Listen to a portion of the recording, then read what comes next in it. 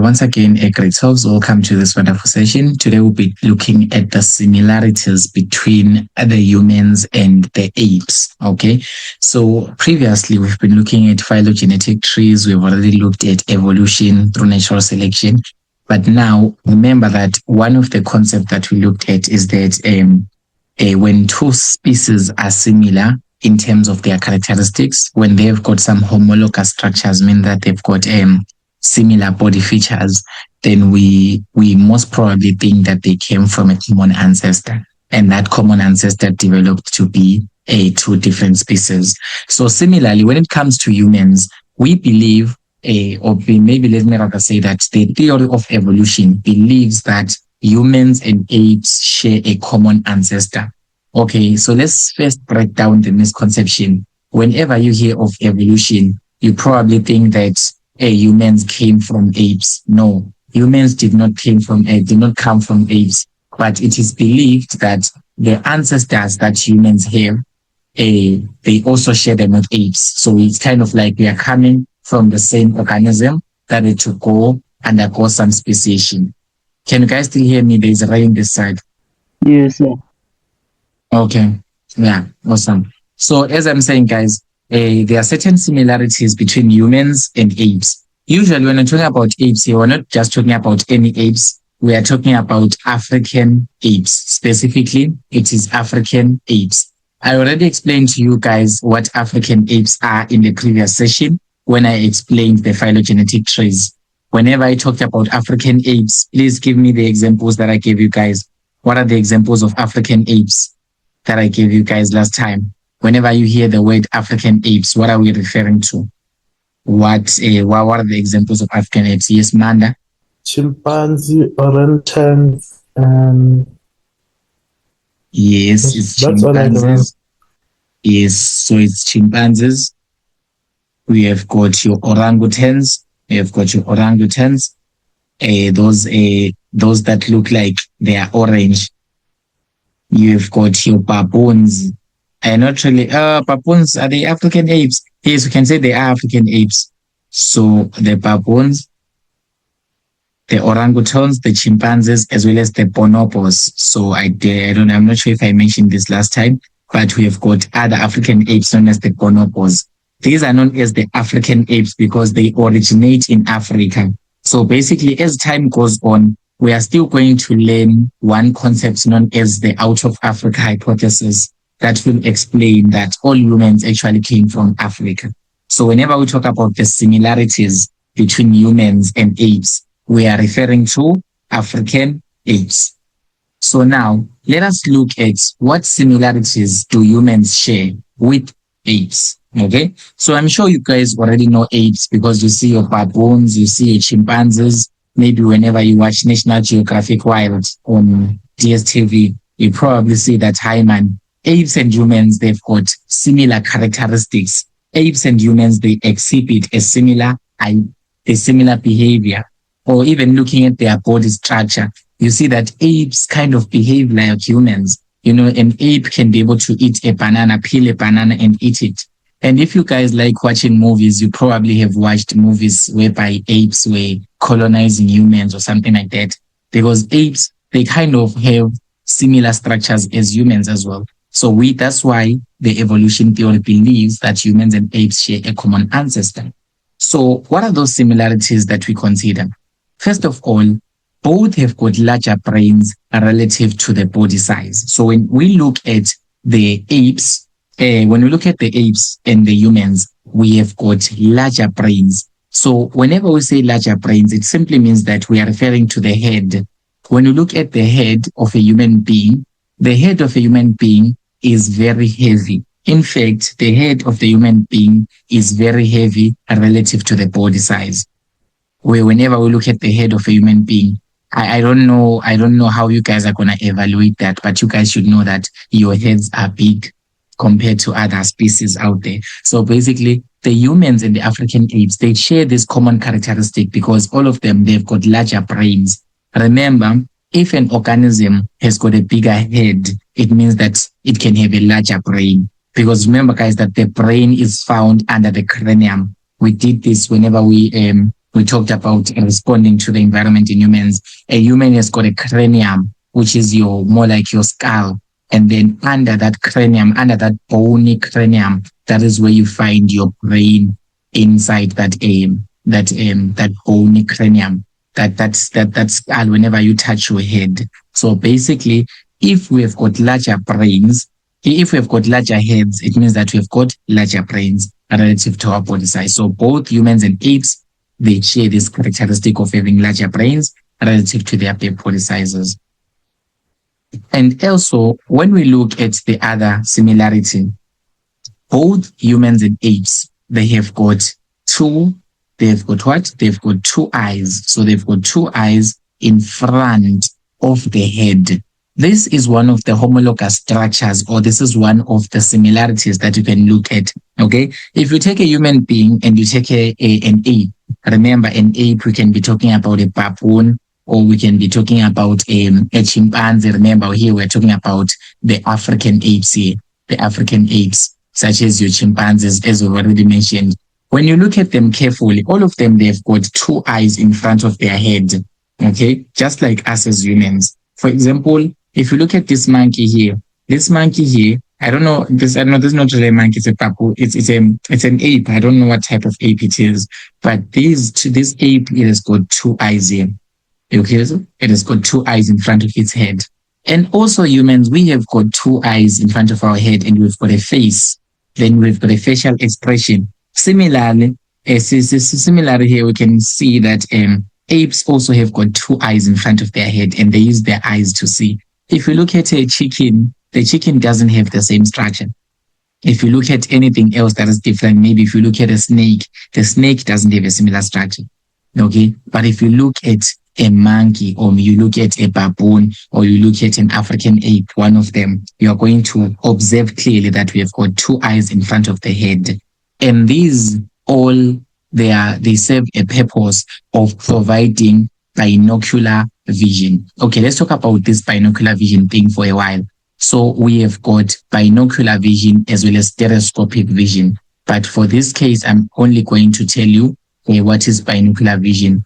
Whenever we talk about binocular vision, this is the vision whereby you are seeing with your own two eyes. So this type of vision is brought by seeing with two eyes. Vision with two eyes. Okay? Vision with two eyes. But as I've already told you that when we look at humans and we also look at African apes, both of them, they have got two eyes, and these eyes are in front of their head. So the position of the eyes is in front of their head. And its main aim, it is to provide the binocular vision. Binocular vision simply means that it is one vision, or you are seeing one thing, but you are using your two eyes. Because you as humans, we have got two eyes, right? But we see one thing at the end of the day. Whenever we look at an object, we see only one object, but we see it using our two eyes. That vision, that whereby we are using both of our eyes to see one thing, then we call that as binocular vision. So both those African apes and humans share that characteristics. And also when we look at the arm as well, okay, and then Tandaza is asking here, what kind of vision do goats have? Goats still have binocular vision because goats have got two eyes, if I'm not mistaken. Goats have got two eyes, and whenever they look at an object, they see one vision, but they use both their eyes. I may not have been a goat in my life, but I definitely am sure that those eyes are both working to be able to create one vision. So it is still binocular vision. Okay, there are other species, or there are other animals that do not really have binocular vision out there. But most of them, they do have two eyes. But here we are also looking at the position of the eyes in these African apes. They are found right on the head, in front of the head. And their function is to provide the binocular vision. That's very similar to humans compared to the eyes of a goat, or maybe the eyes of a chicken. Because a chicken doesn't have a face, right? But if you look at a human has got a face, as well as the African apes. They also have a face in a similar sense. And the eyes, both of them, they're in front, definitely in front of the head. That is what makes us similar. But here's Tandaza. I would say that goats have got binocular vision as well. Is that fine? Okay. Awesome. So yes, curiosity is definitely needed in this type of session. So now, when you also look at another characteristic that is similar, great souls, it is the freely rotating arms that allows them to swing and pick fruit. So basically, both humans and African apes have got a freely rotating arms. Whenever you try to rotate your arms, you are able to rotate them, right? Because they can rotate freely. Maybe if you want to raise your hand in the class, you can just simply raise your hand, right? Without any hassle. So you can be able to rotate your arm, rotating your arm and rotating your arm. Even African apes, they usually do rotate their arms as well, because African apes, remember that they usually jump from tree to tree whenever they are maybe escaping, or that's their mode of living, basically. So African apes, whenever you see monkeys and your chimpanzees and your gorillas, they jump from tree to tree. And how are they able to swing from one tree to another? Is because their arms are what? They are freely rotating. Their arms are able to swing around, because basically a human has got arms like this, right? Arms like this. Even African apes have got similar arms. Okay, these arms can be able to rotate. You can be able to raise them. You can be able to lower them as well. You can be able to turn them side by side. So this makes it easier for both of these species, for both humans and apes, to be able to swing or to be able to pick some fruit. For example, whenever you are holding or carrying some objects, you need to maybe pick something from the ground. All of that is a similar characteristic between these African apes with humans as well. The presence of a freely rotating arm. Okay. And when we look at another one, it is the long upper arms. Remember that the upper arms that we are talking about here, we are talking about your hands. So basically, both humans and African apes, they have got what? They've got longer hands compared to other species. Other species, they don't have as longer hands as we have as well. So whenever we talk about upper arms, we are talking about the hands specifically. Okay, we are talking about the hands. Those are the upper arms that are long. You can see that the hand of a human being spans from here all the way until here, but other species, they do not have that. So we call those homologous structures. Whenever we look at similar structures on two different organisms, so that we can be able to compare them, we call those as homologous structures. So whenever you are told to define homologous structures, let me just write it down here. Whenever you are told to define homologous structures are just similar things, or these are similar structures that are found in different organisms. So this is similar structures. And these similar structures, they are found in different species. So whenever we see similar structures in different species or in different types of organisms, what does this indicate? What do you think this indicates, Kratos? Whenever you see similar structures, or maybe a similar structure of the hand, similar structure of the legs, or similar structure of a certain body part between two different species, for example, between us humans and African apes, what do similar structures suggest to us? Yes, Sam? Well, so I think like we have similar structures, but then they do different functions. Yes, they may do different functions, but the way they look similar, or the way they function, they've got similar function. But what does that tell us in terms of evolution? What's the significance of even doing the comparison between humans and apes in this first place? We have a common ancestor, sir. Yes, exactly. It shows that we've got a common ancestor. Even Tandas are saying it here, that it shows that there is a common ancestor. So whenever you want to define homologous structures, make sure that you mention that as well. Say these are similar structures found in different species that are indicating the possibility of a common ancestor, So when you are comparing humans and African apes, we are trying to establish if there is a possibility that humans and apes are sharing one common ancestor, or maybe humans and apes, they're coming from one type of organism that had to undergo speciation, or due to whatever reasons. But basically, the idea is here. What we are doing right now is known as comparing the homologous structures, which are the similar structures that are found in different species, but they are indicating a possibility of a common ancestor. The opposite thing is known as analogous structures. So whenever you have got structures that are completely different, for example, if you look at the upper limbs of human beings and you look at the limbs of chicken and human being, when you look at their structure of their hands, is not the same. It's not the same, like it's completely different. You cannot really say that these are similar. Because imagine the hand of a human being is like this and the one of a chicken is probably something like this. Okay, these are not similar structures. When we look at African apes and humans, African apes, they have got a hand, they have got an upper arm, they've got what? They've also they've got some hands, and their hands have got fingers as well. All right. But when you look at a chicken have got claws, they don't have nails. Okay, all of those. So basically, those structures, if they are completely different from one another, we say that those are analogous structures. So those are analogous structures. So the analogous structures is just kind of the opposite. So it's the opposite of homologous structures. Okay, so whenever you say homologous structures, you're trying to say that the structures are similar and then they are found in different species or different organisms, but that indicates a common ancestor. But if the structures are analogous, or if the structures, they are completely different from one another in this context, it means that you're going to say that those are what?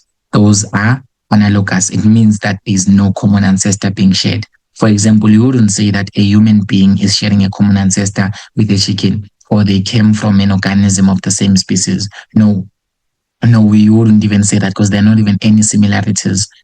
Okay, so basically, this is one of the evidences of evolution. Whenever they're asking you the evidence of evolution, you can talk about fossils, you can talk about homologous structures, you can talk about a DNA, you can talk about the genes, all of those. But right now, we are looking at the homologous structures. We're looking at the similar structures between humans and African apes. Is that understood, Gretel? Yes. Yes. And then when we are proceeding, as I've already stated, I've already summarized the lesson. Basically, humans and African apes, both of them, they've got nails instead of claws. What is the difference between these? Basically, remember that us humans, we've got nails. Whenever you cut our nails, I think even girls go to an extent of extending the nails to become even longer, and they'll be like poking at us, all of that. Just jokes. But basically, us as humans, we've got what? We've got nails, and also African apes, they also have got nails. If you take an African ape and you look at its hand, the hand is going to have some nails. I'm not trying that you guys should go and take some chimpanzees and kidnap them or look at their nails. Not really, but it's something that's known. Okay, something that's known. Whenever you take a chimpanzee or a bonobo, or you take a baboon or any other African ape, you take its hand and you attempt to look at it, it's going to have some nails. Okay, so those nails are there so that they can be able to protect the soft finger pads. If you were to remove your nails as a human being, you'd feel a lot of pain, because basically your fingers are very soft, especially the finger pads where you have got some nails. If you were to remove the nail completely, it is going to be very, very, very, very, very painful, because it's a very sensitive area. It's a very soft area, softer than your other skin. The specific region where there's a nail on top, it is very soft. That is why we were created to have what? To have some nails as well. Those nails are there to protect the soft finger pads. But when you look at chicken and you look at ostriches and you look at many birds, the birds have got some claws. Okay, birds have got claws. Whenever you look at a bird's legs or a bird's hands, I don't know what are those. Are they hands or legs? What are those, guys? Whenever you look at a chicken, does a chicken have hands, or it has got legs alone? I say it's legs. Okay. All right. That's probably legs then. Okay, so when you look at the legs of a chicken, the legs of a chicken does not have nails. They've got claws, and claws are very sharp. Claws are very sharp, and they're different from nails. So the nails that we've got nails inside instead of claws. Both of us, both African apes and humans, we've got nails instead of claws. And then this one is one of the most important features that we have got in our hands, the opposable thumbs. Okay. So you guys, I'm sure you know what a thumb is. A thumb, it is your smallest finger, the shortest finger in your hand. Okay. Your thumb is your shortest finger in your hand. So basically, without this shortest finger in your hand, you can never be able to grip something or to hold something. Trust me, even if you try to hold something or carry something without using the thumb, you will never be able to. Because basically, the thumb is the one that is used to enable the hand to be able to grip some object, to be able to hold some object. For example, when you look at this photograph, for example, the person is holding here this log or this a wooden thing. So this person is holding this wooden thing. It is because there is an opposable thumb. So this particular thumb here, this finger here, this shortest finger here that you are seeing here, it is the one that is enabling the person to be able to hold onto this log or onto this wood. Otherwise, the person would never be able to hold onto the wood without having this finger. It's only one, this thumb finger, the shortest one. It is only one, but the fact that it opposes the other ones, because you can see that it is going that direction, right? But the other fingers are going this direction. So it's an opposable thumb. We say it's an opposable thumb because basically it goes into a separate direction. It goes to that direction while the others are going in this direction. The other fingers are going in this direction. But it goes the opposite way. So it's an opposable thumb. Whenever you want to talk about the thumb, it's known as an opposable thumb. Don't just say it's a thumb. Why is it necessary for you to mention that it is also opposable? It is so that you can be able to hold an object. Because if this thumb was going that direction, you will not be able to hold the object. But because the thumb, it goes opposite direction to compared to the other fingers, then you can say that humans and African apes as well, they've got opposable thumbs so that they can be able to hold an object. But when you look at some other species, maybe you look at some birds, most of the birds do not have such. Most of the birds do not have opposable thumbs. Okay, they are not able to hold anything. That is why a bird is not able to grip objects with precision. Okay. But us as humans, we have got a precision grip. We're able to grip an object or hold an object completely because we have got a thumb. This finger, this smaller inner finger, it is the one that allows you to be able to hold. Otherwise, you can try experimenting right now. Try to lift something up without using your thumb. You wouldn't be able to even hold it. So basically, having an opposable thumb is one of the characteristics that is similar between humans and African apes. So whenever you're explaining, you say opposable thumbs. Don't say just thumbs. It is opposable. It is very necessary to mention it's opposable so that you can be able to handle or to grip objects. So basically, this opposable thumb is only one thumb in one hand. It is the one that allows or that enables or that makes someone else to be able to carry an object, to be able to hold an object, to grip an object with precision. Okay. Are we guys together on this one? Yes, sir. Okay. All right. So let's go to the other one. These other ones are simpler to understand. Both of them, they've got an upright posture, as this image indicates. You can see that a human here can be able to stand upright. Even African apes, they can be able to stand upright. But you should know that African apes, they can, whenever they are moving, they walk with 4 legs, but us as humans, we walk with 2 legs. That's a difference, okay? But basically, all of us are able to stand upright. I don't know, guys, have you ever seen some chimpanzees standing and dancing? But if you like watching movies, you probably have seen something like that. If you see things such as your King Kongs and your all of that, they're able to stand upright.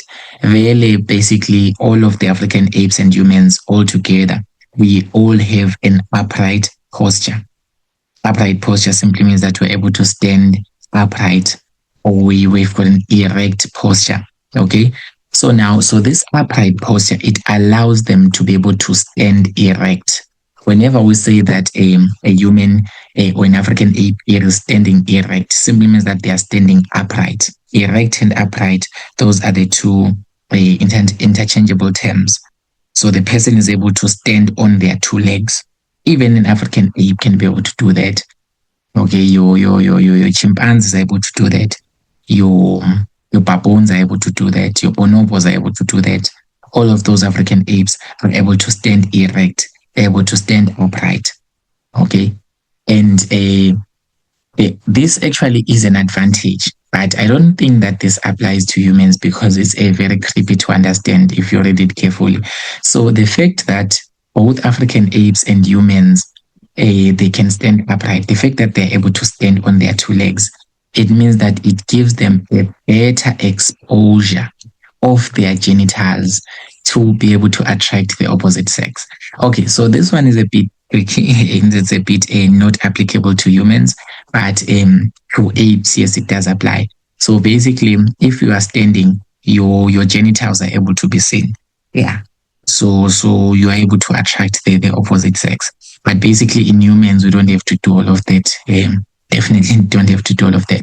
But for African apes, it's kind of a courtship behavior. Standing upright, it allows the female to be able to say, "Oh, hi man, that male has got something there," and then attract it. Eventually, the female will get closer, then they'll be able to make the babies. But for us humans, it's definitely not applicable for us humans because we are always standing upright and we are always wearing some clothes, so there's no need to expose anything, by the way. Yeah. But the whole point here, remember, we are comparing the similarities between humans and apes. So both of them, they've got an upright posture. But for the human apes, for the apes rather, it's an advantage for them to be able to stand upright because their genitals will be exposed. Okay. Specifically this one is for the apes. This advantage is for the apes. All of us, yes, we're able to stand upright, I agree, but it is an advantage to the African apes because they get a better exposure of their genitals. Their genitals are easy to see. Otherwise, the females will never know what the male has got something to do off. Okay, so let's go to the next one. All right. One of the other similarities between humans and apes is that they are both sexually dimorphic. So we say that they are both sexually dimorphic. What does the term sexually dimorphic mean? It simply means that both of them, they've got only two sexes, or they've got only two genders. Let's just say sexes because we're using a life sciences terms. Okay, so when you look at other species, they don't really have. Do they have male and female? I don't know. It's just that I don't do these things with animal studying and all of that in zoology. But basically, if you guys are interested, you can try and go and research. Other species, they don't really have two genders, as in like male and female. Other ones, they don't really have that. For example, if you look at those species that are undergoing asexual reproduction, those ones, they don't even need a male and a female. They don't need any gametes.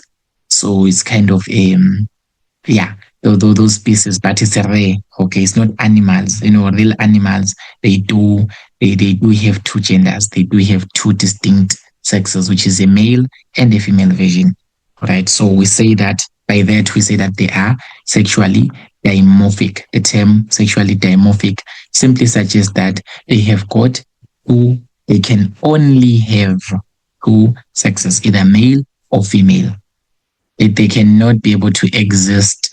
There cannot be any other possibility. All right. Yeah. There cannot be any other possibilities. Even in humans, we only have got a male and a female, nothing beyond or above. So they are sexually dimorphic. Are we guys still together? Or maybe we are having queries? Are we guys agreeing to what I'm saying? Are we together, guys? Yes. Yeah, exactly. Yeah. So we're sexually dimorphic. We only have got two sexes, male and female, right? Yeah. So those are the basic differences that we have between your humans and your African apes. Any questions, grade 12? Anything just you want to touch on before we go to our break? So that when we come back from the break, we go to the anatomical differences between humans and African apes. Any other questions?